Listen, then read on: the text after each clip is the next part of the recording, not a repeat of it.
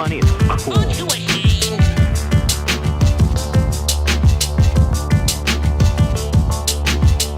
10-6-9er, 10-6-9er, we got whores in the city. We need backup now. Don't be so dang literal.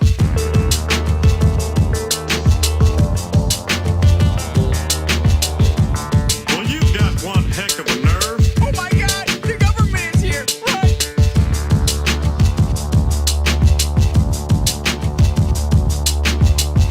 Hey, barkeep, whose leg do you have to hump to get a dry martini around here? Ich bin ein Springfielder.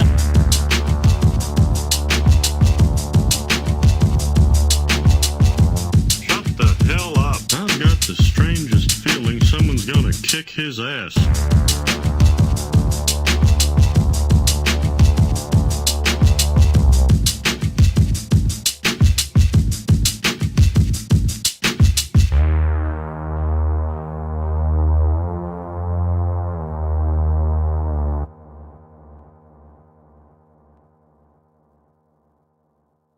You guys, this is all Kyle's mom's fault. Shut up, Cartman. Kyle's mom is the one that started that damn club, and all because she's a big, fat, stupid bitch. Don't say it, Cartman. Wait. Don't do it, Cartman. Wait. I'm warning you. Okay.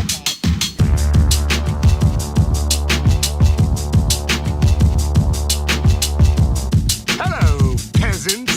Want to kill all human? We're there, dude.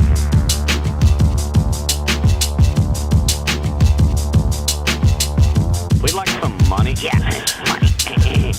Money is cool. Aren't you ashamed?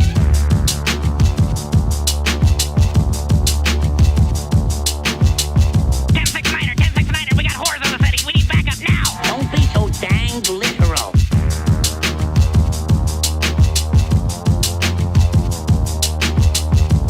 Well, you've got one heck of a nerve. Oh my God! The government is here! Run!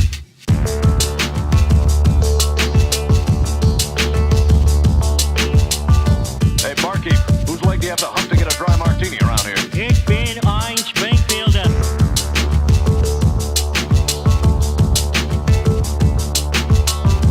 Shut the hell up. I've got the strangest feeling someone's gonna kick his ass.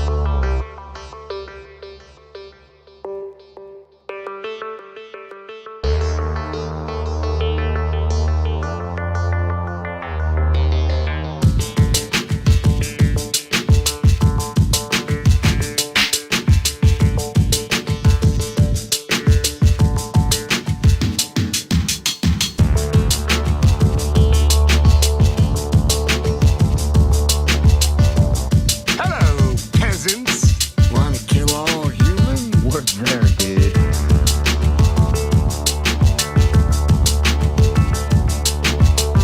We'd like some money. Yeah, money. Money is cool. Aren't you ashamed? All right, everyone, we're here. We're live again on YouTube, like we do every week. And man, Liz is back. What's up, Liz? Hey, y'all. Yeah, how's it been? I'm glad to be here. It's been pretty good. Been rolling with the punches, and Chattanooga Film Fest is 1 month away. Just 1 month. Just under 1 month away today. So it starts on the 21st. You of got next any month. movies you want to plug that's playing there? Woo! Faster Pussycat Kill Kill. Ooh. We're gonna have an anniversary screening of that, where I will be involved, and the Rod Serling event, the Twilight Zone event, and that'll be fun. I'll be DJing that. Cool. What? And yeah, it's gonna be a lot of fun. And also that the Jeff Burr tribute with his copy of Texas Chainsaw Massacre 3, Leatherface, is gonna be fun. That sounds like an absolute party. Mm-hmm. Like an absolute party. It's a Gremlins party of a film fest. You you mentioned before we got started, I get to any place I get to share a bed with Big Dan, I'm a happy camper. And you get Big Dan's barbecue because he's bringing barbecue. Oh, nice. So, and speaking of, since we're right here at the top, we may as well talk a little sponsor stuff. I saw he was at some local event. Yeah, he's getting bigger than us. barbecuing. He's got another new sauce out. Like he's just crushing. Moving and a shaking. Yeah, I mean, literally, right? Yeah, I saw just some- shake when I move. Literally. Me too. I saw some photo of him like under a big setup with cameras and lights and shit. Yeah. So I think that comes out at the end of the week this week, and that's the Press Record podcast, and they interviewed Dan, and he actually cooked while they were doing the podcast Wow. too, Well, and served. You know where he did that first, all right? I mean, Oh, right yeah. here. I do. we have a 100th anniversary episode that extravaganza where we had a live meatloaf made. But at least they get to eat the meat, or eat whatever Big Dan's cooking. I got to just fucking sit here at my desk and get drunk. Drool. Yeah, and At drool least, over and it. y'all got the John Brennan meatloaf, Big Dan meatloaf song. Oh, yeah, so- improvised Big Dan song. That's right. Mhm.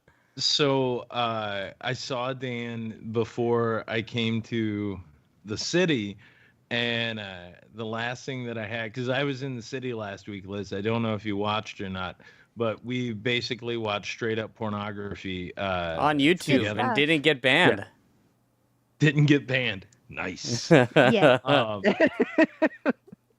But before I went up there, Dan made me he gave me a big old slab of that Garfield's lasagna that he made. Unreal. Absolutely un-effing real. It was very, very good. I want to try it. And then I immediately scarfed it all down. I had it for 3 separate meals. Is basically what I did. I had to space it out. I didn't want my heart to stop before I got on the plane. You got to space out the Big Dans. You know what I mean? Really. Cause of death. Big Dan's. It's likely to be the case. Especially if we're able to get down to Chattanooga. It's a big thing right now. I don't know. That's near the end of the month. You said the 21st Chattanooga Film Fest starts up? Yep. And it'll be through the 28th virtually as well. So on ground is that weekend, and then through the 28th Oh, so you for the can virtual watch- badge holders. So you can watch the festival even, I can watch it even though I'm here Oh, yeah. in New York. Yep. Ah, that's awesome. Everything will be available streaming, and a lot of the Q&As will be available virtually too for the film premieres. Wow, man, I So- actually as crazy as it is, I do love virtual Q&As because I've been going to this thing called Visual Vengeance in this theater down in Brooklyn, and they'll bring in a filmmaker from, it's always indie movies, so it's I don't know, the last one was, fucking Donald Farmer, but what they do is I find hilarious, is they just Skype the person in, so then you just have this big Skype person on the giant theater screen, just this person sitting in their living room. So I love it. there was a show short-lived on True TV, but it started in New York City on public access called the Chris Gethard Show. Oh yeah, I you know showed me I've that. shown- Yeah, that whole I wrestling know I've shown episode. James. You'll have to send it my way. Oh my God. Well, listen, 2 quick seconds. There's number one, the episode I know to send you is called One Man's Trash. And they have Jason Mantzoukas and Paul Scheer from How Did This Get Made Oh. from the League. They show up because they worked with Chris locally at UCB. And he basically studied under their tutelage while they were there. So they come back, do an episode of his show where they have to guess what's in a dumpster. and that's it. It's the greatest conceit ever. It's the funniest show, and what is inside that dumpster will blow your mind. Now, second, they used to do the same thing a lot with the call-ins. They would have these people. Once the show really kind of branched out from New York, they always involve the audience, and they would have people Skype in. There's one guy who quit his job live on the air. Wow. They were like, "Call your boss right now and put him on speakerphone." And They said they had that it's whole wild. wrestling episode where they had like a feud for like a season, and then actually had a full wrestling match, like in the studio. Liz, you will That's love awesome. this show. I'm pulling is it up right now to save. so delightfully weird. Yeah, It I is watched. so I delightfully watched the weird. dumpster episode, and then just went down like I think it's all on YouTube now, and I just went down Yeah. just the rabbit hole for a while. Did you get to the episode where it's all dogs? No. There's one episode where they do the dog show, and it's Chris and I want what's the guy from Jason Sudeikis? I think Jason Sudeikis was their guest, and it's literally just him and puppies, and they do a show to cater to dogs one night. Man, that's my dream show, man. I wish this show we could be like just have a studio every week and just have shenanigans. Like that's the dream. Mm-hmm. And just puppies. Yeah. Just puppies. Who's to say we can't, James? Who's to say we can't? You just live so far. Well, whatever. I'll get a house full of puppies and you can just watch me. I would. You do have I would, puppies. yeah. Yeah, I need about 10 more. Aw. Like I'd a good watch it. 10 more. That'd be great. Oh man, well I'm glad to have you back, Liz. It's always great to have you here. Thank you for having me back. Yeah, you always every week. You know the door is always open for you, Liz. Whenever you want to be here. Good You to see are who here. graced us with his presence. Tony Hawk is Tony in Hawk, the house. do a 900. Nice. Yeah, well, my week's been kind of boring. Just been editing and working on bullshit. But I guess I do have a small announcement because there is a trailer for Portrait of Payback that exists, and it will be playing June 7th at Lucky 13 for this animated pilot called Beef Creek that our good friend of the show, Sebi, has talked about before on here.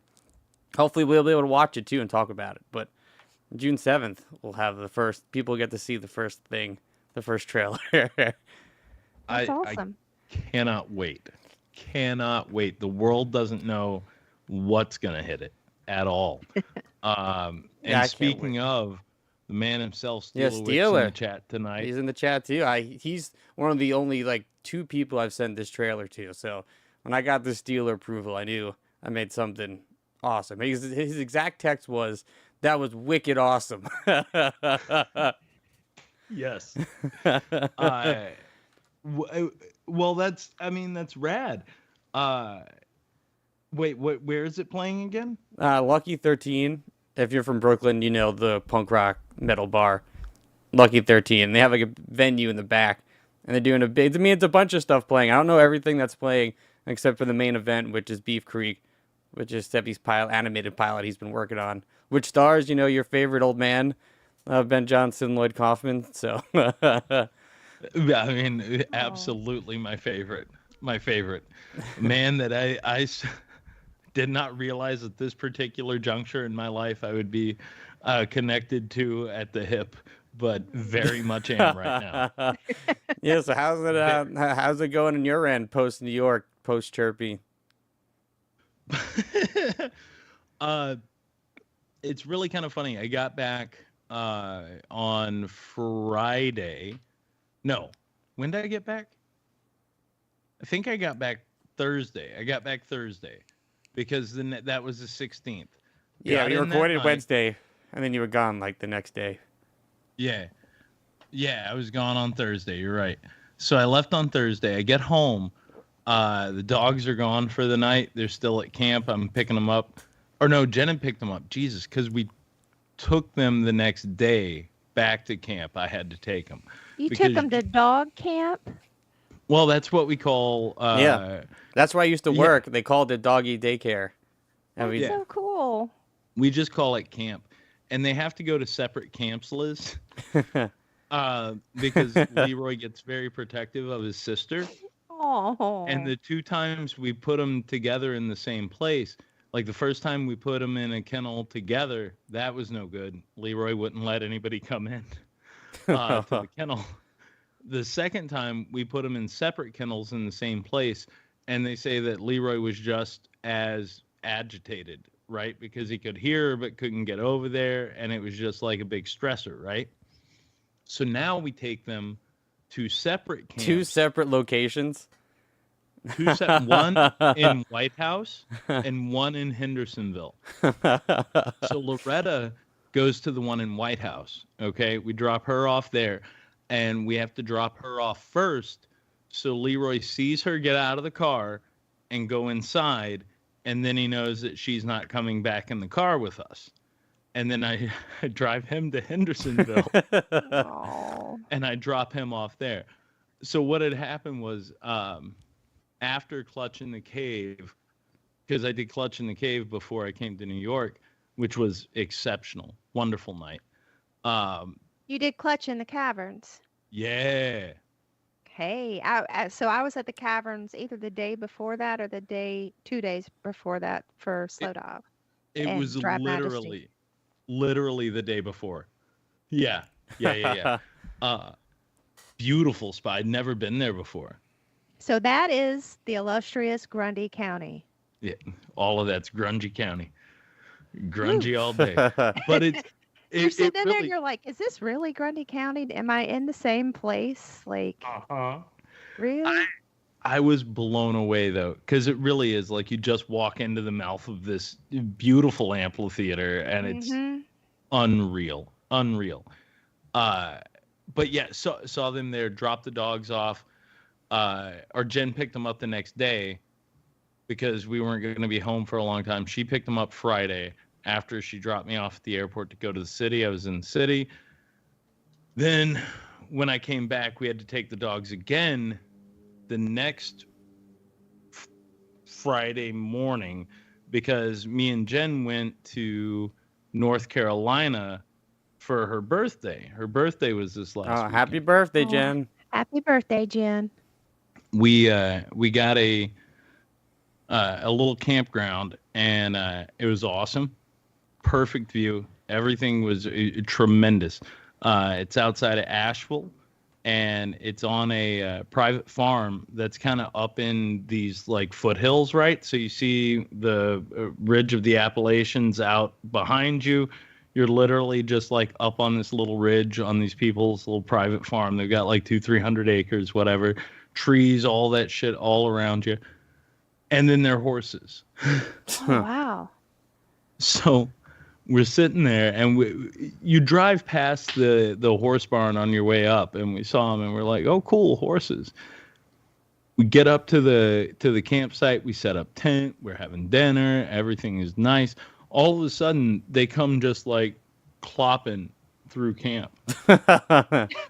Just these horses clopping through camp. Just nobody's is anyone riding them, or they're just horses. No, we pet them. But there's no people with them. It's just horses. Yeah, just free range horses. Damn. Just chilling. I've never seen a free range horse in my life. Well, like I said, there's a horse barn. Okay. But there were no people out at the barn, and the horses know that that's where their shelter is. So they just go back there at the end of the day? Yeah, they came up through the campsite. They chewed up some grass. They looked at us like we were crazy, and then we pet them on their horsey heads. And then that night, they went back home to their little horse barn. The next morning, though, we're getting up. It's the day that we're leaving. The horses are like, look at these assholes sleeping in the woods. Yeah, right. I have my house to live in. But they come back through like the next morning, and we're just hanging out, whatever. Same deal. They come over, sniff your oatmeal. You protect it because it's yours and not theirs. And you're like, leave my oats alone. I'm sure you have oats down there. They blew snot at us and then ate some grass. Then we're getting ready to leave on Sunday morning. And these horses, let me tell you, it's like they knew what was happening. They saw us loading in to the car. And then the next thing I know, there's 3 of them. One is on either side. So getting in, you have to be like, okay, move, giant horse, get away from the car so I can open the fucking door to get inside. And the third one was like standing in front of the car, daring you to drive away. It's like they didn't want us to leave. Trapping you there. It was absolutely wild. But, you know, we did, and got home, picked pups up on Monday, and since then I've been working diligently. I'm just imagining you just like blaring like your horn and this not even budging horse or just eating grass like really slowly. Bro, it was too peaceful to blare the horn. So what we ended up having to do was like literally I tell Jen, because, okay, so they seem very friendly, but everybody who knows horses knows that like the back end is what you want to stay away from. Yeah. Right? That's where the power is. That's where all the legs are. You know what I mean? I've seen John Wick use a horse as a weapon. It's what it is. You just aim its ass at a thing and tell it to kick, and it does. And it's, you know, your whole body goes away from you. So anyway, it was one of those deals where it's like you're coming around to get into the car. I was being very mindful of the ass end of this horse, and it was just like you have to be very quick. And it's like, okay, good. So I just tell Jen, I'm like, just fucking start it and start moving towards it. It'll be fine. Like it'll move. It's big. You're big. It'll move. It moved. But then they started like, as we sped up to go down the hill and the ridge, the one that was in front of the car starts like running alongside the car. And that kind of freaked Jen out and me too, personally. But like following you? No, like right beside us, and like literally. That sounds kind of awesome, though. it was, but it's like 3 to 4 inches, and it's also on this little itty bitty tiny road, like 1-lane road, that's going up the side of a ridge. Do you see what I'm saying? Yeah.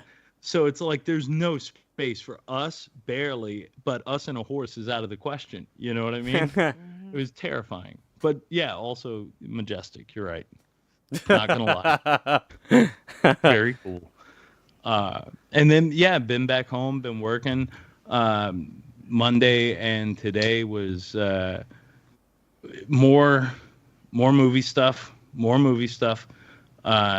still casting this evening. I know friend of the show Chili Beans is at the office late night tonight, burning the. Yeah, he's not home yet, so. Yeah, I know, right? Uh-oh. He's going to be very happy when he gets in, I promise you. Anyway, other than that, man, it's, you know, I just spend the rest of my time trying to solve mysteries. Hey, I guess that counts. All I can get out of this, how do you say Velma? Yeah, I mean, I don't even know how to fucking start this, man, because, you know, you guys can tell me your opinions in a second, but like I think this is probably one of the worst shows I have ever watched in my life. Out of every show ever made, I've ever watched. Wow. And the messed up thing is that it has the like this casting, this voice casting alone, like it should be spectacular. Yeah, and you know, if you go back way back when might have been our second or first Harley episode. Is when they first kind of announced this when we were recording. And I was like, oh, this sounds like a cool idea for a show. This kind of like Harley Quinn version of Velma. You know, that sounds like a fucking blast and kind of changing up Scooby-Doo. And then I was very apprehensive to talk about it on this show because I hate just shitting on things. And I remember watching the first 3 episodes when it dropped. And I was like, I never want to watch this ever again. Did you get through all 20? Sort of. So I watched the whole first season, and then I got like 5 episodes into season 2, and I just said, fuck it, I'm skipping to the last episode. You should have watched the last 2 together, because it is like a 2-parter, that last one. I mean, I kind of figured it out. I mean, you know, a lot of the show, too, we get into it, like, the big mysteries or, like, the reveals are only revealed, like, in the last 2 episodes. You know, like, there's nothing they're figuring out that's really doing anything throughout every episode. Well, the idea of it being like sort of procedural in that point. You know what I mean? You gotta find the clues to solve the mystery, and I don't even find the it- clues all that important. You know, it feels that's like the everything just. seasonal arc, man. I don't know what. You like this show, Ben? I mean, it's not a thing I would necessarily go out of my way to really like recommend to people. Um, I like, I, I no, I don't really like it, but I also don't really like hate it either. Do you know what I Surprised. mean? It I was just sort of expecting more of a visceral reaction from you. Well, here's the deal. Okay, so what we're getting versus what I expected are two different things. Okay, so all through the first season, they don't acknowledge Scooby at all, right? Well, sort of. You know, they have Well- the Scooby fucking government project. Yeah, but that's not talked about that much in the first season. Right? That's more like the second season thing. I did not go back and rewatch the first season. I'm No, just it's a gonna lot say in the it. first season too, because all about the brain swapping bullshit in the beginning, because Right. that's like the same scientist. Yeah. A lot of that got lost on me when I watched it because I was stuck more in the high school girl drama because I kind of loved that. And I get that the brains were high school girls that were used for the project, but they really dive into the Scooby thing in the second season. And the whole time, that first season, when I watched it, I remember I was sitting there thinking, I was like, okay, I can deal with the shift in ethnicity. I don't really care what race my characters are. Do you know what I mean? Sure. To That's me, really the only redeeming anything that I found in this was I was like, oh, cool. Okay, I like this Indian version of Velma Yeah. and cool. I like this African American version of Shaggy. Like this is awesome. That is the best part of this whole fiasco. So what ends up and yeah, like it's a thing where okay, representation matters. That's cool. It's a neat way to see old characters. It's cool, but give them still something more. So when I'm watching the first season and we're introduced to Shaggy and he seems kind of bright, Norval. He's kind of bright, you Yeah, know? Norval, not Shaggy. Not Shaggy. Because if they called him Shaggy, it'd be racist. so he and he's kind of brighter than the one that we're used to. He doesn't have this stoner mentality. pretty about much him. the opposite. I'm pretty sure he's like anti-drug. Very Yeah. much so. Yeah. Voiced His- by I Think You Should Leave in Detroiter Sam Richardson, Oh. which should have again this voice cast should have made this amazing, and I believe they did what they could with Yeah, too bad What these was writers fucking given suck. to them. Yeah, I like Mindy Kaling too. No, she's funny. I love Mindy Kaling. I do too. But here's the kicker though. Like I kept waiting for the moment and they hint at it and they touch at it. Shaggy's dad looks more like the traditional Shaggy that we know. Yeah. And he's very much a stoner. He's trying to convince his kid to open his mind. And like season 2, it opens with him like what is it? He's handing his kid weed and he keeps tossing it in the garbage can or getting rid of the weed or whatever. Yeah, yeah. Just has a garbage Yeah. can full of weed. Just wild to me. But you know, I was waiting for the turn in Shaggy because what I thought would be a fun little tick would be if we build to that point and then we find our characters as we know them better over time, but Yeah. still with these little like twists, right? Like I kept waiting for Norval, one of the storylines to be about a puppy adoption. It's like, nope. You know? Right. None of that. Which would have made a little bit more sense than anything else that they did. Right. And like Right? what I think really bothers me the most is that it's like they're like, no, we're trying to do something completely different with Scooby. Like we're gonna change everything. But then they also are constantly throwing things to be like, hey, remember this thing in Scooby Doo? remember this saying or like this, like with the bats, Mm-hmm. you know, with the car. I mean, they're just constantly like throwing shit at you. Oh, remember Guess this? we're gonna call the drugs zoinks. Yeah, like Yup. But so it's like you Yup. want to you want to be far away from it, but at the same time you kind of want to. I don't know. It's like, what are you trying to fucking do here? Right. They should have just made a completely different show. This has no merit in the world of the universe of Scooby Doo. This No. shouldn't exist. Yes, it should not exist. There I hate to was- shit on somebody's art because ultimately this was somebody's writing. This was where there were multiple animators involved. Like, I hate to shit on somebody's art, but this is really bad. Yeah, I No. think Mindy Clean had like I think she was like bigger on the show. I think she might have been a producer or something. I'm gonna double check. I think executive producer, Yeah, right? Yeah. Yeah. She, but here's the kicker, and Liz, I hear what you're saying, but at the same time, it's one of those things where I actually really enjoyed the animation style. Like, I like this style of animation. That's the one I thing like I'll the give way this that it show. looks. It's got good animation. That's like that's what I'll give it. Good voice actors and good animation. Right? Because some of those ghost things look badass. Yeah. You know, a lot of the, like, even the picture that you have up there with all the hands reaching out and everything, it's very There's a lot of good lighting stylized. too. Like that actually like light. Like, you'll see light move around them. Like they walk through lighting and shit. Like that stuff I really Yep. like. But it just sucks that it could be written by whoever the fuck is writing the show. Like so I don't know what AI they've been noticed- running the show through.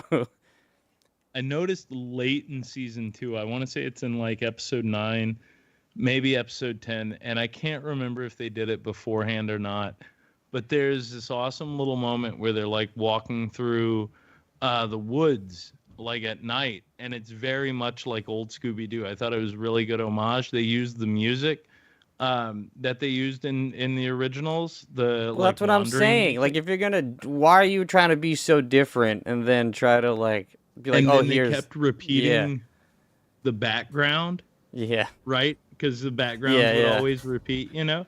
So they did a level of that I thought was like fairly decent fan service, but in something that completely, again, doesn't make sense. The bad guy ends up being Scrappy Doo.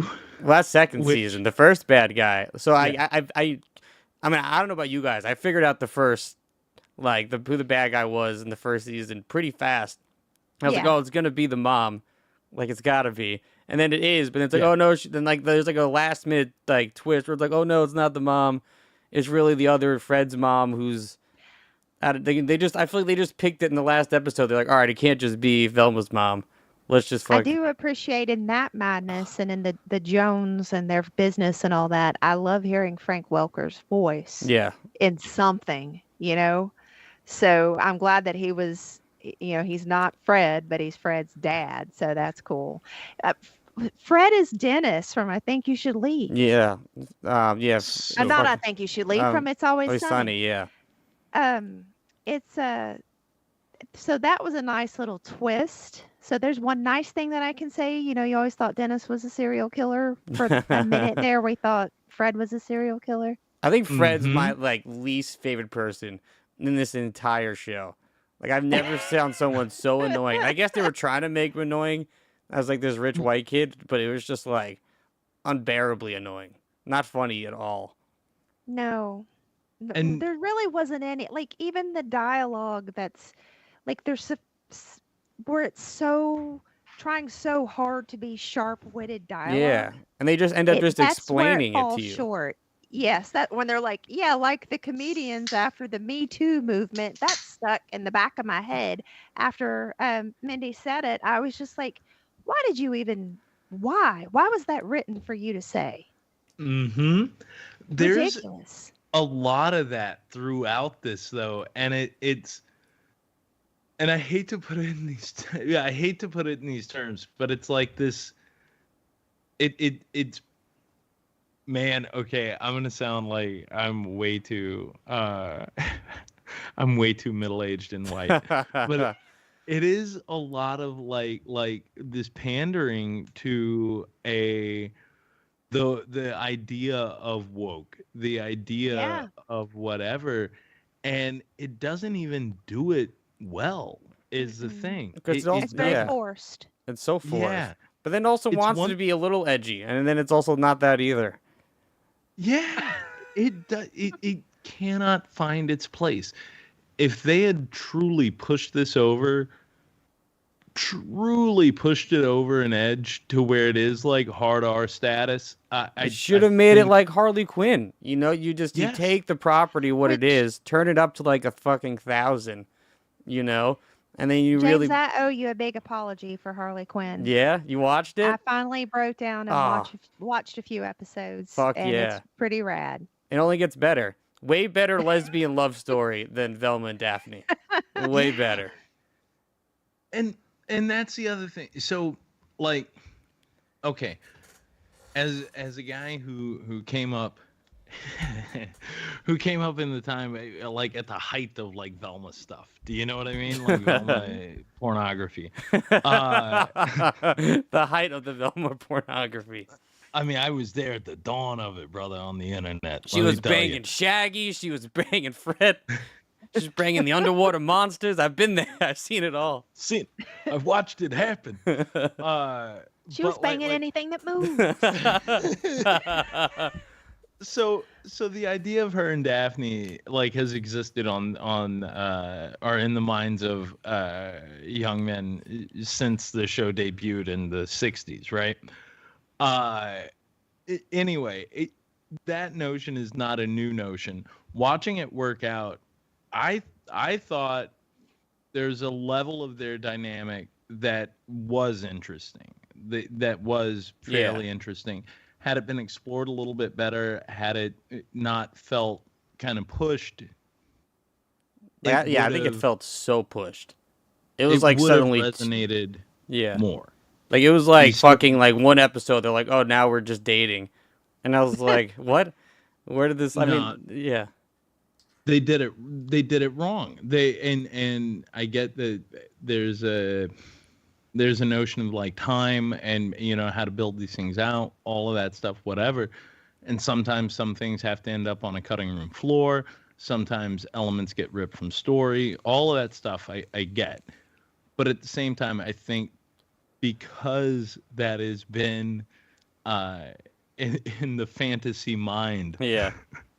for so long, you could have done it better service. Yeah. I mean, said That's Harley all- Quinn did it. You know what I mean? Like this whole other show Yes. literally did the same thing and just better. And you believe these characters are actually like a couple. Because you get the season 2, they still don't feel like they're even dating at all. No. And I think she's introduced. Is she introduced in the first season or the second season? The goth chick. Oh, second The- season. Second season. Because that's a play on the Hex Girls movie, which one of my favorites Scooby-Doo movies. But yeah, and I was just like, Same. why are we bringing in the Hex Girls? I mean, that's cool, but you guys are saying like, fuck you to the rest of the Scooby-Doo universe. But I don't know. The same thing I keep saying. It's like, why are we throwing homages to like these fucking like the old Scooby-Doo when you also don't want to be that either? Just like pick a lane, you know? Exactly. Figure out exactly what you want to do and then execute on that. And it can't be so splattershot. It can't be so splattershot. The other thing that, man, and I mean, it's spoilers for a thing that nobody's going to watch and that season 2 is I hope probably so. already Because it's made. fucking, I can't believe they got a season 2.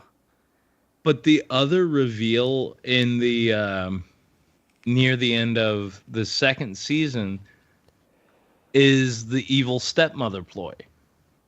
You know what I Yeah. mean?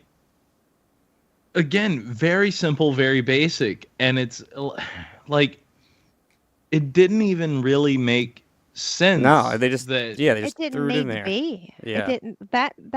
That was one more addition that didn't need to happen. Yeah, So when, they when I had them skipped to that last, military and stationed at a diner. yeah, what? What? where was that season 1?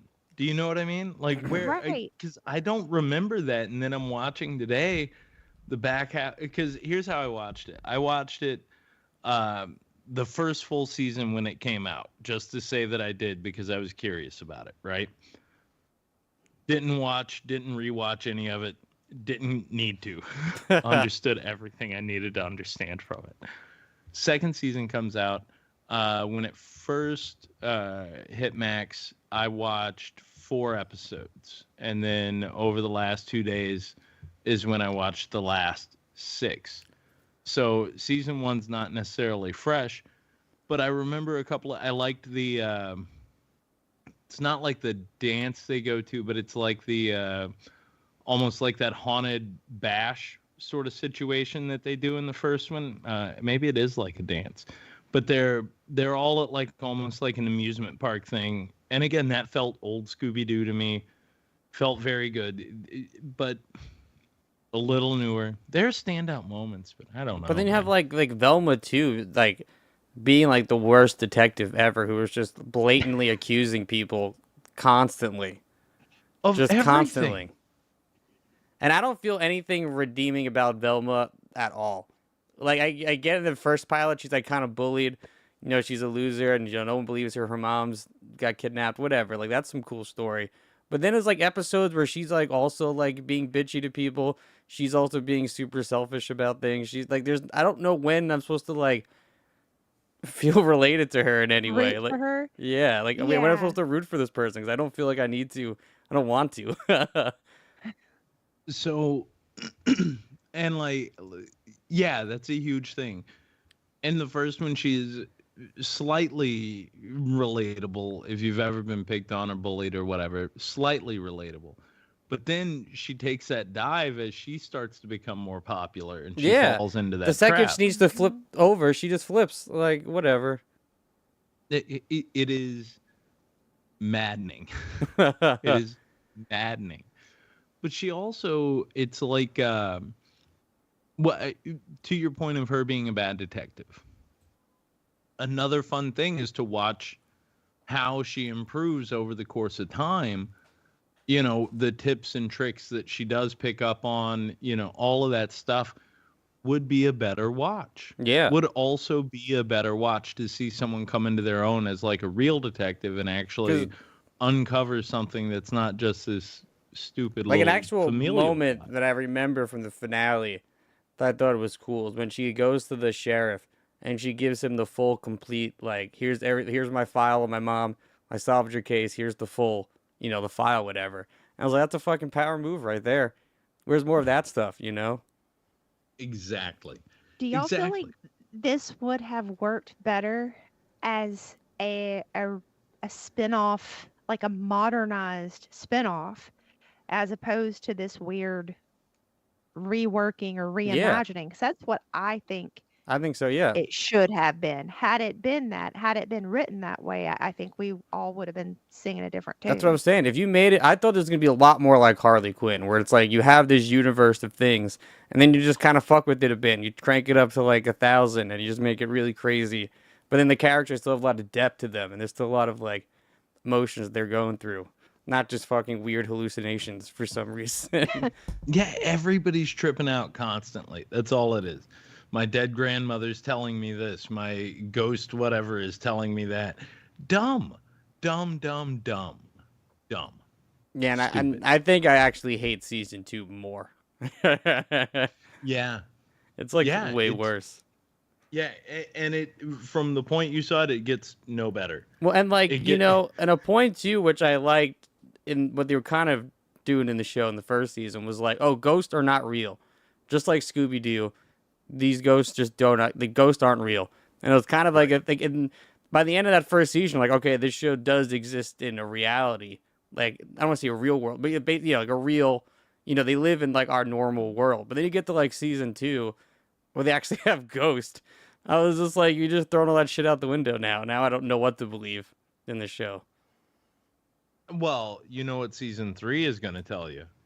It's all holograms. Did they get a season 3? Like, do they have a season 3 coming? Oh, I don't know. I hope fucking not. Monstrosity? Well, HBO's pretty good about killing things after 2 and 3 seasons. So if it does, And there's It'll no only announcement. get a third season. I don't see anything of an announcement anywhere.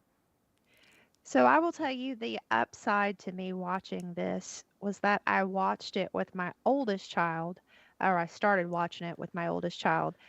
We watched the first episode together. I had to watch more of this on my own because my kids couldn't Even your take it. kid My was like, no. youngest, my 13-year-old was like, don't do it. Like, just don't do it. But after that, since we were already on HBO, I wasn't giving it this other show that my kids love a full chance. So we had watched that. It was like that first episode was god awful to me. And we watched my kids' favorite current show, Smiling Friends. Hell Have yeah. y'all seen? Smiling Okay, Friends so- rules. So if not for me disliking this show, I wouldn't have given Smiling Friends the time and the chance, and it was awesome. And we've watched that all the way through, s- and I- up to the latest episode. So yeah, I guess Velma's got that going for it. It makes people watch better shows. But I had the same thing with Smiley Friends. I remember when it first dropped, I just didn't really know what it was, and I was like, "This is kind of just dumb." I don't know. And then yeah, I just watched it and was like, "This is actually amazing." And yeah, the new really season's is. great. I love the 3 episodes I think are out right now, and they're great. The Yeah. new Agreed. Smiling Friends. Yeah, James, we watched some of that while I was in town too, a little bit. They made me. I was sitting at my computer trying to work, and they're like, "You're gonna watch this." You watch this Now. now. Screw this movie. This is important. This is life. But yeah, but at least So- that fucking show's funny. Yeah, The show isn't funny So- at all. that's another positive thing I can say about Velma is that I turned it off just in time to watch Smiling Friends because it was the next option on HBO. So back to the first season, and again, things that everybody, I say everybody because I just naturally assume it's everybody wanted it. That shower fight, right? Okay. Oh, and she was like naked in the shower, like yelling at all the other girls that were naked in the shower. So weird. Like, yeah, that's a funny scene, but it's like, what is this show trying to do? I don't get it. Well, Right. So here's the point, right? Like, and this is where it doesn't know what it wants to be, right? Because there's the idea of the shock value of like, oh, these are teen girls, right? Okay, so first and foremost, we're dealing with high school age people. Yeah. All right. All right. If you're going to come at it from this socially conscious sort of standpoint, if you're making all these changes, if you're whatever, then how does the decision to include a Porky style shower scene Yeah. make sense? That's just someone being like, man, this scene's boring. Put them all in the shower. right. And nobody was like, oh, wait, it's teenagers. Yeah. My bad. Right. And okay, I get it. That's a trope of like classic American sex comedies. Everything happens in high school. It's a whole coming of age story. It's all of that stuff. But none of that hit here. No. None of that hit here. It was just like a weird argument inside of a shower. And you're like, okay, this is obviously meant just to, wet our seats, right? Like Well, it's- everything else is so politically correct, and right. for the lack of better words, woke. That it a shower scene with teenage girls doesn't a Porky's style shower scene with teenage girls doesn't make sense at all. And I know I keep bringing up Harley Quinn because I love that show. But that show in itself, I mean, you can look at it. It's pretty, quote unquote woke of a show and what they do. And then they also still get crazy where there's an episode like last season, she flashes like the bat plane or some bullshit. And like, but it's like, it's all existent to what their characters are meant, what they're doing and who they are. Right. It is consistent. Yeah. That's the biggest point. Is like it is consistent. And not only in canon for character, or especially who Harley Quinn's become over the last like 10, 15 years, it is not consistent with character with regard to like No. Velma and Daphne. And I mean, look at Velma, right? I think it's like second season. They start splitting off to do kind of different things. Like Daphne's getting into her weird hippie girl witch stuff, and then Velma's still kind of like trying to solve mysteries with Norville. And it's like, but like their arguments are just so annoying. When I look at Harley Quinn, and it's like, oh, that whole season where Ivy's the leader of the Legion of Doom and Harley is part of the Bat family. It's like they're still like the arguments like feel more natural it doesn't feel as annoying, and like it feels like they're trying to fix their relationship rather than this show that's just like, what's our relationship? We're just fighting every day. Right. It's the idea of working through and like dealing with these topics. Yeah. Like how you would step through it versus just creating a scenario in which nothing happens. Yeah. Like I feel like Harley Quinn, we get to answers, or you see a bit more of like the reality behind the situation. And the characters learn from it too, you know? Right. Yeah. They grow. This show, it's like, even at the end of season 2, I was like, what did we learn? Well, all these characters are still friends. What just happened? Nothing happened. Nothing happens. It's terrible. Like, that's the worst thing, is that nothing happens. And not to keep beating the drum, but that's where a show like Harley Quinn, you look at that and everything happens. And there are massive ramifications that echo through the rest of that universe that they don't bother like fixing or writing over the season break. And in this, it's just like, nope, everything's kind of swept clean and we're kind of continuing, but it's a total start over. Like, Batman's like still in jail, you know, because of shit that he did like 2 seasons ago. Exactly. So I don't know, man. I get deeply frustrated. Yeah, Liz, I was telling Ben too. It was like we kept liking a lot of things for a while. I want to throw a little chaos into the into the mix of shows. Something that isn't great. Well, you did. Well, you did it entirely. And it's something to throw us off to be like, are we really, like, as I'm watching this, I'm like, am I being an old fart? Like, am I being an old Right. fart? I'm not giving this a chance, or I'm not processing humor because my brain is too elderly to process it now. And then I realized I wasn't. No. Like, it in a way, something like this helps you to get a little bit more grounded and be like, wow, I'm actually not as crotchety as I thought I was. I mean, like you said, this is actually bad. Your kids don't even like it. No. So it's no. like, who is this show made Not for? at It's all. not made for these young people watching it. It's not made for the old fucks who like Scooby-Doo in the begin with. It's like, who is this made for? Who? And my Yeah. kids are the sweetest, most inclusive little angels there ever were. I mean, they do like And their they're fart like, jokes, Ma, but this show's they're- pretty woke. But love even at that, not having it. Yeah, so I don't get it. Like, who the fuck is this show even like remotely made for in any way? Nobody. That's the other thing, is nobody. It should be. Like, it's not made for people our generation who grew up with Scooby-Doo. It's definitely not made for our parents' generation who thoroughly, like who invented Scooby-Doo. It's not made for kids today to reintroduce them to Scooby-Doo. Mm-mm. And I would challenge, it's not even fucking made for people in their 20s to watch ironically. Yeah. It's not. It's not made for anybody. And you know what? And Made for no one. And I get making a Velma show. Like I said, the initial idea sounded really cool, but I think taking Scooby also out of it really hurts it. Like, Scooby is kind of like the heart of that show. You know what I mean? Right. That's why you have the How the hell are you going to have a Scooby-Doo based show without Scooby-Doo? Again, I kept thinking, like, the last 2 episodes of season 1, I thought for sure we're going to see Norville his transition to Shaggy, and we're going to see how he gets Scooby-Doo. That's what I kept waiting for. It's like, And- no. and I like. Instead, we so get let down at Jason the end. Mantzoukas as fucking Shaggy. Not Shaggy, as fucking Scrappy. Scrappy Doo. Yeah, it's Yeah. fucking Scrappy for some reason. Again, weird choice. Really weird choice.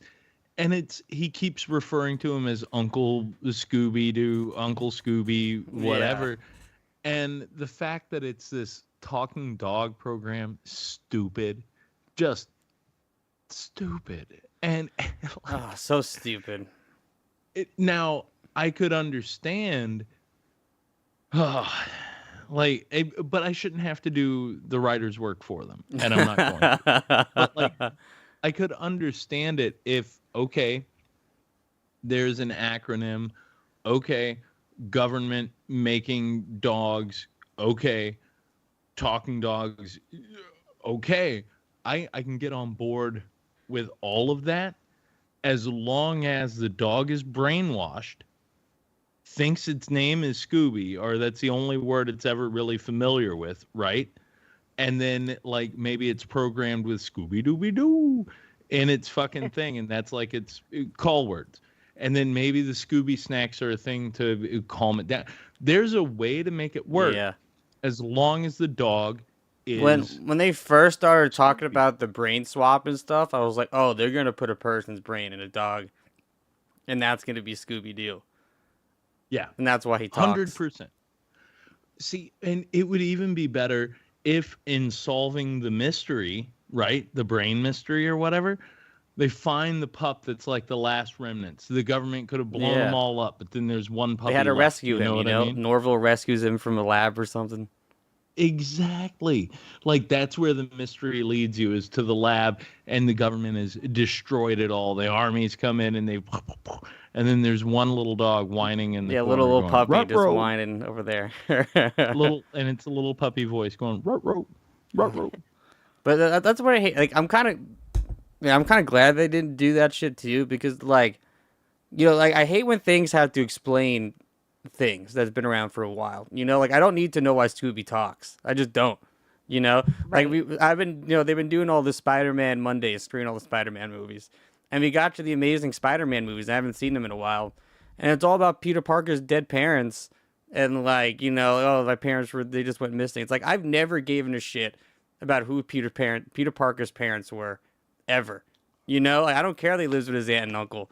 I know people in high school lived with their grandparents and their uncles. So like, that shit never, like, I don't need you to explain everything. It's like, I just want Scooby. Who cares if he talks? Even if he didn't talk, it would be a better program. Because of the way they do it and because the dog's not introduced, that's where I felt let down. Is because at the very least I was like, oh, it'll be an origin story. Awesome. We don't even get an origin story. The closest we get is fucking Fred gets those like two little like Pomeranian shits for like a couple episodes. And it just feels like a fuck you. Like I feel like this whole show is just like, you like Scooby-Doo, well fuck you. But also remember some Scooby-Doo stuff, but also fuck you. I honestly think that's a letterboxed review right there. Uh-huh. I'll clip that out. Yeah. Just post that on YouTube. Fuck you. But also remember some Scooby-Doo stuff. But also fuck you. James Boylan. Because even when they fucking show the van, and it's just like, I get they don't know, we can't make it look like the Mystery Machine or whatever, but when it's just this plain, just boring looking white van, I was like, they couldn't have done anything else to that to make that look any better. It's just this, it just feels like a fuck you to everything you like about Scooby-Doo. And not in a fun way. Like Harley Quinn is a fuck you to a lot of things you like about Batman, but in a super fun way that still feels true to what they're trying to do. And to their character. Literally even to Batman his own self. Yeah. Yeah. He fucks bats. You know what I'm saying? Like, I don't know, dude. It is wild though. It's just wild and how mind-boggling it is. there's the episode in the first season where they have like the house party or whatever, and they have to go and get the pizzas, and the cops are watching, and all of that. It's right after Velma. I think it's right after Velma and Daphne kind of make things. Is it the house party one where she's like, "Oh, I gotta get all the band people at the sleepover"? Yep. Yeah. Elements like that I enjoy. Like I didn't mind that so much. But then I thought Fred that trying to was get okay. the pizzas was the most infuriating thing I could watch. When he was just like, I get it's supposed to. Oh, they're like, oh, this is funny. He's gonna slap away the pizzas every time a guy makes them. And then, it was just the most infuriating. I was like, this is not funny. This is just annoying to watch. And you're like, it should be funny. It should Yeah. be. What do you think pissed you off the most in watching this? Liz, you start. What pissed you off the most? Wow. I honestly, I don't know if I could single out one thing that pissed me off the most.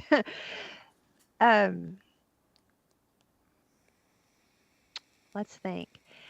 Honestly, it's like I said before, that one I wish I knew it verbatim, but it was that one line that Velma delivers to Daphne, and they're in the bathroom. It's one of the earlier episodes, and they're in the bathroom arguing, and she tries to throw out a joke about people not being politically correct or people being too politically correct, and she says, yeah, like the comedians before the Me Too movement, that got under my skin so badly.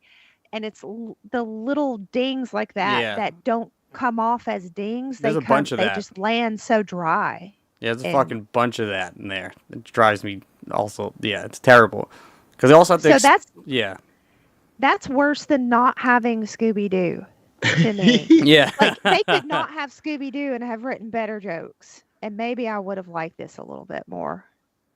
I mean, that to me that makes a lot of sense. A lot of sense, Liz. What about you, James? What pissed you off the most about this? First, Fred, just in general. And I get, like I said, they said it before, they're trying to make him this annoying white guy, which is fine. That's, I guess, a funny character type. I mean, we've kind of done characters like that in Barlympics, you know, like kind of Connor and his crew kind of had that vibe going, which can be funny, you know, but also with weird gay undertones unto it. But, like, he's just constantly fucking annoying. Like, there was one episode where they go in the cave or whatever, and they find that lab with the brains underneath the cave, and, like, Fred's like, oh, I'm just gonna leave, and he runs out while he's yelling, and it causes the cave in, and then he has another joke after that, where he's just, like, yelling. He's like, I don't know what keeps causing this cave in, and I wanted to just, like, yell at my TV and just be like, it's fucking you, just, like, shut the fuck up.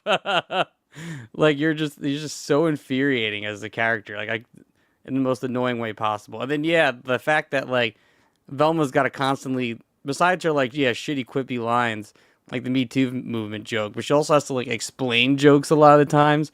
Like, if someone does something, she has to, like, explain what they're doing, like, right afterwards, explain how it's funny. I cannot. That's a thing that you can do sparingly. And it has to be executed very well.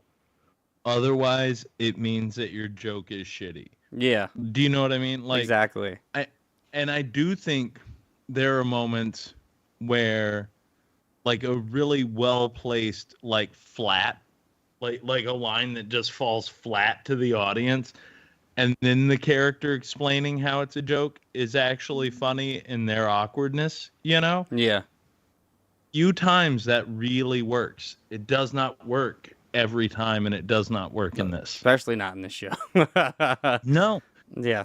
What about you, Ben? So I have to tell y'all, look, I just pulled the writers, Yeah. and one of these writers is Matt Warburton, who used to write for Simpsons. What the fuck? I mean, what season is Simpsons? Right? You know? Maybe it's newer Simpsons. And Mindy, you know, she's a producer on there. She's funny. I mean, she was in The Office. I've seen her in a couple movies. I know she does stand-up, too. Like, she's funny. Just she's not funny here in any way. But what about you, Ben? What pisses you off? I think it's how they attempt to make things bigger and better than they are. and the way that it falls. Because again, for me, one of the things is like finding out that Scooby, Uncle Scooby or whatever, was Velma's stepmother who worked for the military. And when she originally tried to share Velma's mother's real notes, the men in the military wouldn't listen to her because her uniform was too tight. So she put on the dog trainer outfit, and then they all listened. It all boils down to this notion of like trying to put a spin where a spin doesn't belong. That's annoying. Yeah. It's this pseudo voice, and it's because if I felt that the voice was genuine, then I would probably listen more. I don't like this kind of lip service stuff. It comes across as disingenuous, and it comes across as almost too preachy and too pointed. That's the other thing with a show like Harley Quinn, is even when they are making these points, and they don't shy away from like everything from gender to race I think Harley politics. Quinn says the same things this show is trying to say. Yeah, but actually says it and says it better and Yeah. makes you think. Yeah. Makes you you laugh, makes you think. Sometimes you're sad. You get everything. This show just makes you angry. And I think that's the biggest thing is that it comes across as disingenuous for me. Yeah, that's what pisses me off the most. It feels like, I mean, who knows? I mean, like, there's a lot of maybe this is someone's heart and soul, but yeah, it feels so disingenuous. And it feels like some corporate AI just nonsense. Like, oh, let's make this kind of like someone had an idea, and then they didn't want to keep, doing it, so they just gave up and made the rest of the show. And They then put it in hand that chat Yeah, exactly. GPT or whatever that is. Yeah. And then Chat just had it GPT. GPT, and they just let it roll on out. They're like, that's how these bad jokes happen. It's they just punched in Velma from Scooby Doo, but there's no Scooby Doo. There is Scrappy Doo. She's Indian. Shaggy is black, and doesn't smoke weed. Make a show. Everyone's a then- lesbian. Yeah. Everyone's a show. lesbian. I will say, when the jokes, even though they were a little bit too much, the jokes that Wanda Sykes landed in this were some of the few jokes that actually worked. Yeah. Yes, and I did like the idea of Daphne's mothers. Speaking of lesbians. Yeah. Speaking of lesbians. Well, that's how they indoctrinate children, right? Wanda Sykes or from No, adoption. Scooby-Doo. Adoption. Oh, That's what oh. Okay. Sorry. I was like, they indoctrinate children through Wanda Sykes. That's what makes them lesbian. That's it. No, I meant lesbians and adoption. Isn't Yes. that what they've always tried to tell you for 1,000 years? That's how Tennessee, yes. That's how the gays get your kids, right? Like that's how the new generation of gays is born. What happens in this show when the gays are the cops? Yeah. Right. So there are cool things that are happening here that are really like on paper. If you wrote all that out, you would be like, maybe we have a decent show. And then some producer would be like, but you must put in Scooby Doo. And then they'd be like, oh yeah, you're right. Now we have a real show. All of that on paper looks good. And then the execution just... I don't know where the disconnect is. I don't know where it is. And I think it like sets a bad precedent about like it has like here we are like shitting on it, and it's like this show that it's trying to be inclusive and do all these things, and it gives like people who don't like you, who immediately would write it off, even bigger reason to like shit on it. You know what I mean? And be like, here's the problem with everything because of this one thing. Man, and that's the thing. So, and then we get roped first... into it, shitting on it. Just because I don't like it doesn't mean I also don't like what they're trying to say either. Exactly. And this is the thing. The biggest reason why I gave it a chance in the first place, before watching it for this, when I watched the first season, is because of the backlash from the trolls. Yeah, right? I mean, we talked about He-Man, Master of the Universe. You know, like Yep. that's a lot of people fucking poo-pooed on that, but that show kicks ass. It kicks so much ass. But that was the thing, is like, okay, well, people are getting pissed off because Velma is Indian, because Shaggy's had his race changed, everything is different. They're wah. It's the same thing they do with Disney. With Ariel, the change in her Yeah. race. Cinderella, when Brandy played Cinderella, you would have thought they just fucking shot Lincoln again. You know what I mean? Like, Sandman and Yes. Death. People freaked out so bad, and that was wonderful. And that was a wonderful television show adaptation of a wonderful comic series. it is wild to me how unbending a fandom can be, and just the backlash on that is crazy. So for me, I see that and I'm like, well, I'll give it a chance, because that, again, doesn't bother me. Fuck It those might- guys. Yeah, it might make the show, it does often lend itself to making a show better. Yeah. When you That's add probably why I those like elements. Master of the Universe even more, because I was like, all these people fucking hate it, and fuck you. I'm buying all the action figures now.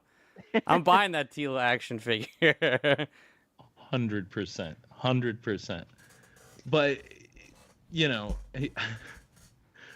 never want to label those people as right, but you know what? Boy, howdy. This not time. for the reasons they think, not for the Right. reasons they think, but they were right. So It's so much potential is the thing. Again, maybe that's the most infuriating thing about it, is because, again, it did have so much potential. yeah, so you go back to our Harley Quinn episode. I was hyped. I was like, this show's gonna be cool. I just saw a still because they just released the still from it when we were recording. I was like, they just put out a still. It's gonna be R-rated. It's gonna be sick. It's like Harley Quinn, Scooby Doo, and just, nah. Nope. Nope. Not even close. Not even close. Even they were talking about like, oh, like the meddling, like instead of saying hippies, they were like, oh, it's the meddling kids from like the past, and I was just like, what? Shut up. Dude. And that was a tag at the end of all the Scooby-Doo episodes. If it wasn't for you meddling kids and your stupid dog, So again, it's the same thing. We're going in the same circle, bro. Yeah. We always get back to the idea of fucking fan service gone bad, or a lack of fan service. Did you guys see the new SNL Scooby Doo bit No. with Jake Gyllenhaal, and I forget the other chick's name, Sabrina something. She's like, I guess she's a singer, but it's Was it's it promoting Roadhouse? Like that was new? no. This is like last week. This is like really recent. Oh, wow. And it's really fucking funny. It's super R-rated. Like Jake Gyllenhaal, they removed. It starts off super normal. He removes the guy's mask. They're like, oh no, it's whoever, blah blah blah, Professor whatever. And then Jake Gyllenhaal's like, no, I think he's got a second mask. And then rips the guy's face off like completely. Then everyone starts like freaking out or whatever. Scooby starts grabbing the face and starts like being like a dog, like blah, blah, blah, and like shaking the face around.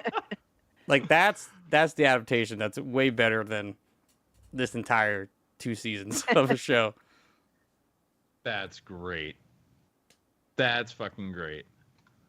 Yeah, dude, I don't know. I'm just yeah. I feel worse having watched it. I do too. Sorry, I had to bring You it down know? a little bit. So we got too happy on the show. Yeah, After no, you Chirpy, did. because I know Chirpy brings the most amount of joy. So I had to bring it down. You had to just like cleanse that palate, Yeah. right? We did too much fun. John Brennan joining us. We had Dwayne Yeah. Steeler on. It's like when we and went from a then- Dwayne Steeler episode and then did Fantastic Planet. Sometimes you gotta get really high and then back down. just knock it back down to nothing. Wow. Yeah, I don't know, man. I don't have much more like I don't know what else to say about this, James. That's the Yeah. other thing. Is it's like where do you go? What do you say? If there's a season 3, it's not going to be good. It'll Yeah. get canceled Especially after the season 2 finale makes me even less excited for season 3. I'm like, oh, she's a fucking ghost. Like, why do like that sucks? I don't give a shit. Who God, how do you bring like they're gonna bring her back, she's gonna be resuscitated, you're gonna find out that whole time was 30 seconds she went brain dead, and then they have to solve the mystery, and who knows. Stupid. Oh, and like, yeah, when the fucking grandma was in Daphne's brain, and she was like, oh, I had that secret brain juice like the whole time. Actually, Velma didn't need to go off. I was like, what? What's the point of any of this? Does anything matter? No. So we No. just need to petition HBO to cancel this bullshit and just promise us to keep Smiling Friends. Yes. I on mean, the I air. want more. Finish this season and then another one. Like, I That make is all I 100 want. Smiley Friends seasons, but I love Scooby, man. And like, I want more Scooby Doo. I just don't want this. No. Well, that's the other part of it is like, yes, weirdly I am hungry for Scooby-Doo content. I'm not even playing. Like it does whet the palate. You want some of it. And But- Scooby Doo is one of those properties. I think probably more so than I think probably any property that has gone through like every single kind of change I think you could possibly make, except for I guess the adult movie. But like Scooby Doo has had pretty much every iteration you could possibly think of. Well, think Weird. about how soulful and even for as silly as they were, the live action Sarah Michelle Gellar. Oh yeah, the James Gunn movies are Scooby-Doos. great. Man, They're so much fun. killer. Even the second one's a blast. Yeah. My And favorite moment in the then- second one is when Shaggy like smells out his fans. Like I mean, you guys do know, like, so the first episode of Scooby-Doo debuted September 13th, 1969. Nice. 1969. So we're in what, the 55th year of Scooby-Doo? yeah. Yeah. What the fuck? Yeah, I mean, they did put out that recent animated movie, Scoob, and back in like 2020, which also wasn't very good. I mean, it was better than this movie. Do you guys see that one, Scoob? Like No. the prequel movie? It's not that great, to be honest. Like, there's like cute, like early like Scoob stuff where Shaggy meets Scoob I think he like rescues him or something. It's a pretty like sad kind of like emotional little opening, which is nice. But then they try to make it like big. Like they start introducing a lot of Hanna-Barbera stuff into it, which sounds sick. But it gets like the third act is like very much like a superhero movie, which is really weird, and I don't like it. You know. Yeah. I don't know. It's And Will I don't Forte, I think, voices Shaggy, and it's not the same. It's not Matthew Lillard. Oh. and I do think, I mean, between Casey Kasem and Matthew Lillard, those are the two guys who got it right. Yeah, they got Agree. it. Yeah. If you're doing Shaggy, that's what it is. And there's a warm spot in my heart for the live action movies. I think those are great. Both of them. I think And the what sets, is it, man. the- You look back at those sets in that movie, they're crazy. And like it looks like a big cartoon, but like totally Yeah. live action. And the second one is better than the first one, I thought. Oh, really? I like the first Yeah. one more. But 'Cause I remember the killer reveal being kind of dumb in the second, but I don't really remember what it was. yeah, I can't at this point. I can't. I just remember enjoying the second one better. But than that's the one where first Shaggy gets like jacked in the second one. Yeah, yeah. but where would you want to see the Scooby Doo go, Ben? Out of all the iterations that have already been made, where would you take Scooby Doo? Oh wow, that's a really good question. That's a really good question. I mean, he's been to space. He's met Laurel and Hardy, Abbott and Costello, the Harlem Globetrotters. I mean, he's John Cena in the WWE. Like Yeah. he's done everything. You know what I would do? Not gonna lie. I would do a Juggalo Scooby-Doo the Insane Clown Posse, Psychopathic Records, and Scooby-Doo team up. Shaggy too dope. Exactly. There's a huge intellectual property fight that happens between the two Shags. Wow. And then Scooby would get confused as to which Shaggy he should be sort of tied to the hip with. Shaggy goes to like go get some food and he opens up the door. It's like Scooby and like, you know, the Insane Clown Posse smoking weed, like eating like giant sandwiches together. Just chugging bottles of Faygo, like spraying it all over each other. Scooby's like, no, I swear it's not what it looks like. I just want to hear him call him Raggy Roo Rope. I think that would be fun. Twisted is there manipulating both sides. Well, you know, they're the bad guys. Yeah, the Twisted ends up being the bad guys because there's still beef, right? Between ICP and Twisted. They end up being the bad guys. But Blaze You Dead Homie and Ouija Mac are there, and they end up being the whole thing is centered around the Hallowicked show that year. So it's all centered around the Halloween show in Detroit that ICP is gearing up for, but it's like a haunted theater, right? Ooh. So it's ghosts that are haunting the theater, and then the kids end up in Detroit. Like they take a wrong turn, they show up in Detroit. End up at this old theater, and then maybe it's a gas. Yeah, they break down at a gas station. ICP's truck is there, their van, their bus, their tour bus, and then the kids have to get on the ICP tour bus, and then they go to the haunted theater, and shenanigans happen. I just want to see someone pull off a mask, and then it's just like Juggalo paint under the mask. Exactly. Yeah, that's the Twisted reveal. And then they're like, monoxide child, what? Jamie Madrox. And then they go to pull the face paint off, but it is just face paint, so you get that good moment where everybody's face stretches and then just snaps back on their own face. Right? There you go. That's better than 2 seasons of the show already. Right? Like I would pay money for that.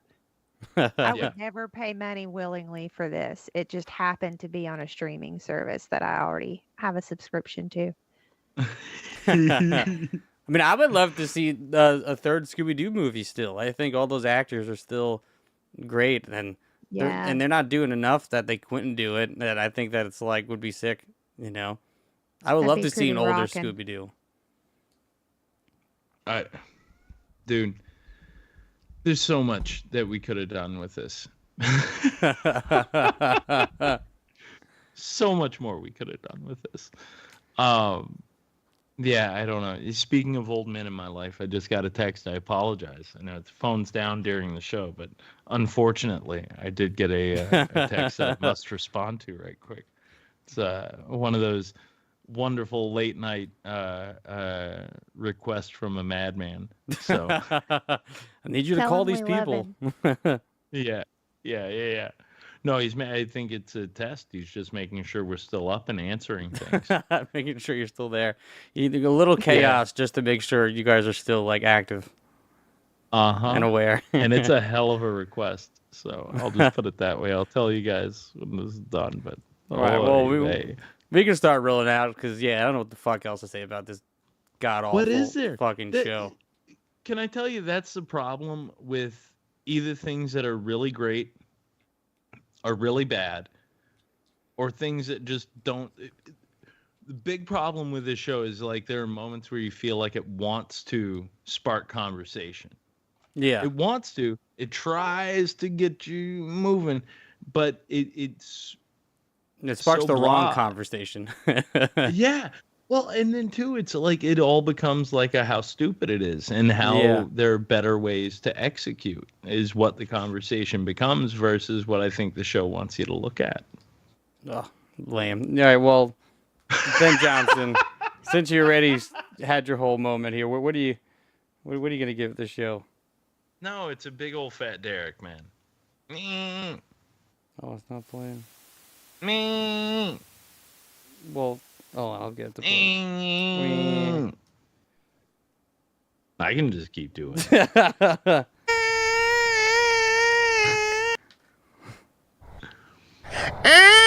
It's still one of the greatest bits of sound you ever got.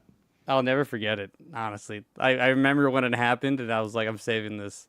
I didn't know Derek could make that noise. Dude, when he did, I think we all just kind of collectively shit our pants. Yeah, Liz, there is 0 post-processing done to this audio clip. Wow. And that's our Derek? That's Derek. Yup. That's Derek. It's all him. Wow. He just... Ben was like, you're a deer in the headlights. Okay. And that's what he does. And then he's like, it's like when a deer bays, man. That's the sound they make. And I was like, I have never in my life heard a deer make that sound. Not once.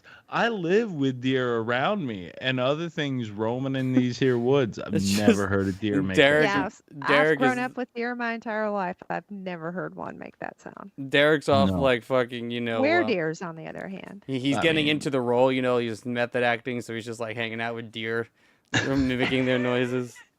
Can you just see Derek like walking side by side with a deer, like trying to see what it's like when a deer experiences trauma, and it's like, and it's like deer beds, you know, because they lay down in the tall grass, and you can find like deer beds that they've made where they stamp it down and they lay down in it and everything. So it's like there's deer bed, and then beside it is like this little like Derek hole. It's just Derek shaped, and then right beside the deer one, and then you go out in the woods and you're in your tree stand, and you're like you got a deer in your scope, and then like off 5 feet away is like Derek, and he's got his hands up and he's like kicking like the deer does after it like eats the thing. He's like rooting at the ground and everything. It's just Derek hunched over with his hip and his whole back and everything. Then he can't get That up would- because of his bad hip. He's got to like pull himself. right. Liz, what about you? What are your final thoughts? What are you giving this shit pile? I'm giving this a Derek.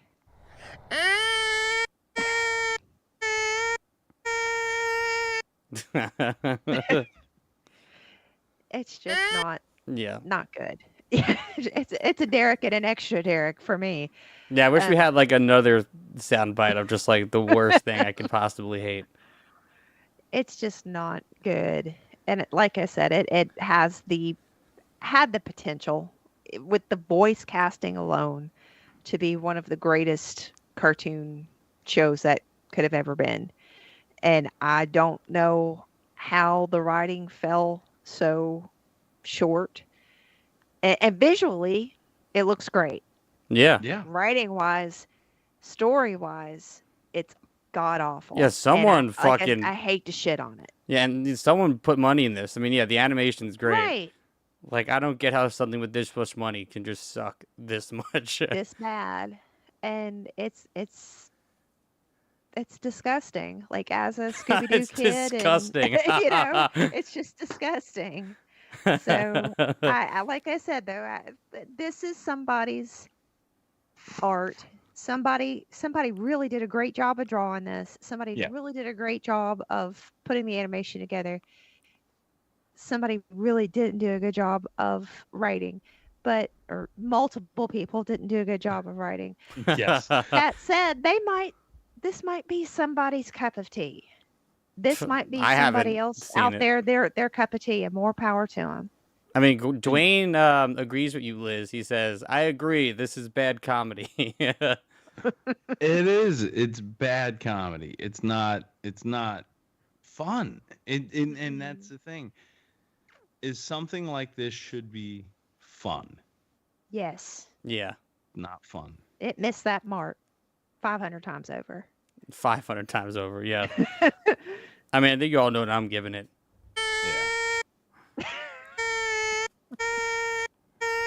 Yeah.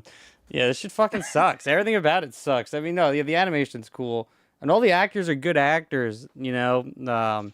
Even has like Stephen Root in it, you know, Bill from fucking King of the Hill. And, Yeah. you know, a bunch of, Mantzoukas. yeah, Mantzoukas. I mean, Mantzoukas isn't everything, though. Like, it's kind of Yeah. hard to find him not voice acting or just in something. The man is everywhere. I love Zooks. So do I. Love him. But he's not good in this because he's fucking. Everybody sucks, and this show sucks. And like, I don't get how it got a season 2, and somehow they made it worse. Like, you'd think they would try to be like, let's figure out a better story, and maybe, oh, we're getting a season 2, let's do something, and they just do the same thing, but worse. And like, I've never seen a worse chemistry between a couple ever than Velma and Daphne, which could have been like James Agreed. Gunn has said that like his first draft of his original drafts for Scooby Doo, he wanted Velma and Daphne to be a couple. That's why there's like weird there's like that scene I think in 2 where they're kind of crawling around on their like knees next to each other and getting all weird. Mm-hmm. But they all got like That's why 2 is my favorite. But yeah, so it's like that idea of a relationship isn't new, and I'm not against it, but it was just the way they just threw it at you. They're like, oh, now we're just dating. Then they don't do any dating stuff. They just fight, and then I think they shared one kiss that I even remember in the whole show. And man, again, like we keep going back to it, but that's like when Ivy and Harley get together, you see a full-blown courtship. Yeah. Do you know what I mean? Yeah. Like, you can Harley relate is- your relationship to what their problems are and how, like, the way they're communicating, and how they are. And Harley full-blown is so into like wooing Ivy. Yeah. It's like- Believable. yes, yeah, it is entirely believable. And then the this way is- they, like, kind of get into fights, and then they have to, like, communicate and be like, okay, this is how we can fix each other. And they're like, oh, let's just go on a vacation so we can, fix each other or whatever. And they do that. It's like, there's things that make it feel like they actually care about each other. And this show, it's Right. like, even Velma says stuff. Like, the episodes when Daphne is, like, trying to be a hippie chick, and Velma's just shitting on everything that she likes. I was like, well, I thought this is supposed to be a redeeming character. Why am I rooting for this person? You're not. Yeah. That's the weird. Again, it's the weirdest thing. And Velma as a character always, like always had that factual sort of knowledge base, and sometimes she would say things that were a little awkward. But doesn't would make- but if it came off as awkward, right? If it was like a weird, awkward kind of like thing where it was like, no, actually, oh, it's kind of like this, kind of like a book smart like kind of person to do. Instead, she just comes off as just annoying and just like pretentious, and it's just like and rude. yeah, and rude, yeah. And rude. And rude. And there's a difference. There's a subtlety there. There is nuance. Yeah. Yeah, this shit I fucking don't know. sucks. It sucks. Max, fun. bring back the other cartoons like Dexter's Lab so I can watch it Everything else that you've taken away from Yeah. us, Max. and get rid of this. Put on Superman Red Sun so I can watch it. Get rid of Yeah. this. Chirpy. Put on Something. Chirpy. Yes, give all the money to Chirpy and take it away from this show. Oh, anyway. Well, James, we've come to that point. What are we watching for next week? Well, I wanted to watch something actually funny next week. And it's a show I actually haven't watched. But Max also did a reboot of it. But we don't have to watch the reboot. You can just watch the original first season. But I want to talk about Clone High because I never actually watched the original season.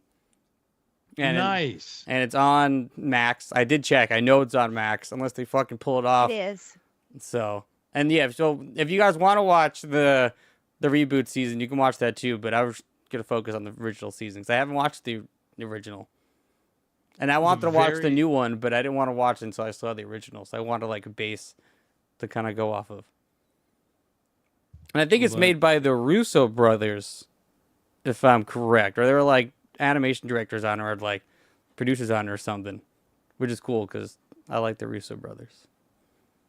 Or is it Phil Created Lord and Chris by Miller? Phil Actually, Lord, Chris Chris Miller, Miller. not the Russo brothers. It's Phil Lord and Chris Miller, the other guys who made Marvel shit.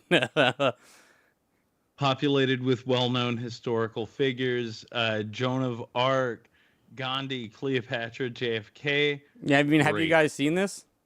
Oh yeah, the OG. Yeah. Like the first. Yeah. I am sure I have seen this. It has been over 20 years, but yes. Yeah, it looks super yeah, funny. yeah. So Let's do it. One season. Let's watch something that'll actually bring me joy for a week. There's a whole Perfect. episode where Marilyn Manson sings about nutrition or something. Like it's a great show. Ooh, Deborah Wilson is in it as Harriet Tubman in season 1. Look at that. Yeah, so Wow, Danny Pudi? yeah, I'm surprised you don't remember this as much. I feel like you would have watched this, Ben. Michael J. Fox, Marilyn Manson, Tom Green. Yeah. Luke Perry, R.I.P. R.I.P. Luke Perry. Michael Bolton, David Tennant shows up in this. Ooh. Ian Ziering, they got a bunch of 90210ers in here. Oh, this is good. Yeah. No. I remember this, but I do not remember it. Well, I guess saying. we'll see you next week. What kind of core memory gets brought back in your brain? Like when I watched Teenage Robot, you know? So, James, I promise you something will. Because I was still living in dorms, I think, at this point in time. So I still had cable. Nice. All right, well, let's fucking roll out of here, man. It's been a great episode. Thanks to everyone commenting. Man, I hope to never have to watch this show ever again in my life. You will never need to, sir. All right, peace out, fucks. Let's get out of here. You guys, this is all Kyle's mom's fault. Shut up, Cartman. Kyle's mom is the one that started that damn club, and all because she's a big, fat, stupid bitch. Don't say it, Cartman. Well, don't do it, Cartman. Well, I'm warning you. Okay.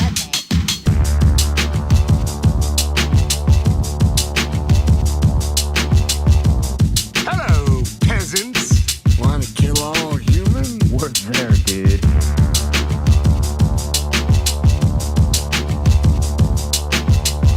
We'd like some money. Yeah, money. Money is cool. Aren't you ashamed?